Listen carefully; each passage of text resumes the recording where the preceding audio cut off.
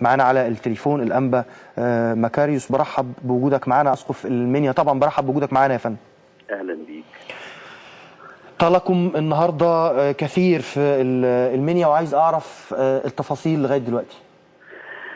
هو حصل اعتداء على بعض الكنائس، كان في تدمير جزئي في بعض الكنائس وفي تدمير شامل في كنائس تانية، وبرضو اعتداء على مؤسسات وجمعيات قبطية وممتلكات لأقباط، ما بين تدمير جزئي وما بين تدمير شامل. هل صحيح؟ ايوه. الامن كان موقفه ايه يا فندم؟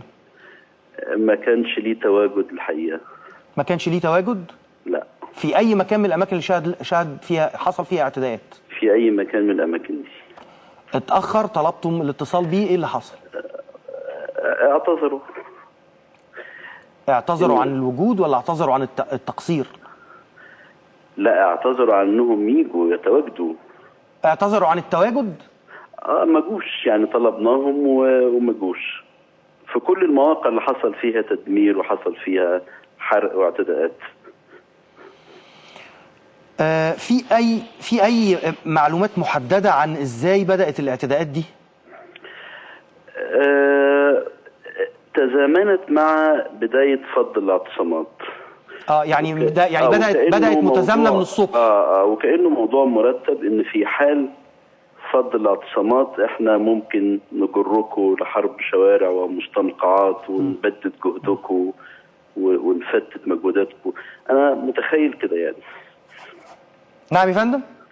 متخيل ان التزامن ده يعني ان احنا ممكن نوسع دايره الاشتباكات ودايره العنف. في اتصالات يعني كان الأنبا رفائيل النهارده قال انه كنائس مصر فداء لمصر. بيتم الحديث، بيتم التواصل مع مقر الكنيسة. في تواصل مع قداسة البابا، في تواصل مع الدكتور حازم ببلاوي، في تواصل مع وزير الداخلية، مع قيادات من القوات المسلحه. في تواصل. ابلغتم رئيس الوزراء وابلغتم وزير الداخليه بالتقصير اللي حصل معاكم؟ بالضبط. وكان ايه الرد يا فندم؟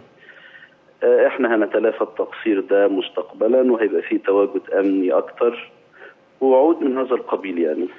لكن هل بدات الوعود دي في الظهور على الارض ولا لا؟ نامل انها تظهر. لا يعني الاماكن دلوقتي في حراسه عليها ولا لا؟ لا مفيش. لغايه هذه اللحظه، حتى هذه اللحظه. لا مفيش للاسف. الوضع دلوقتي، هل الاهالي بيقوموا بالحراسه؟ اللجان الشعبيه؟ لسه مفيش لجان شعبيه، لان كان في مفاجاه الحقيقه النهارده. احنا فوجئنا بهذا الهجوم المتسع افقيا، يعني في اكثر من مكان في وقت واحد، ونفس المنهج هو نفس الاسلحه المستخدمه، نفس السيناريو هو في الاماكن اللي حصل فيها اعتداءات، سواء في المنيا او بره المنيا. وقلنا لو في تواجد امني كان على سبيل الوقايه كان منع، وحتى لو مش وقايه وكان ممكن يقلل النتائج، كان ممكن يحجم النتائج اللي حصلت دي تبقى اقل من كده كتير. ولو سيارات الاطفاء استجابت لطلبنا وندائنا كان ممكن برضو السيطره على الحرائق دي، لكن النار اتثابت لحد ما دمرت الاماكن اللي اشتعلت فيها.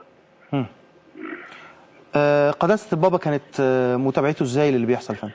قال انا متألم وبنصلي من اجل مصر كلها، ونأمل ان دي تكون يعني فترة عارضة وتعدي وهيمة وتعدي يعني.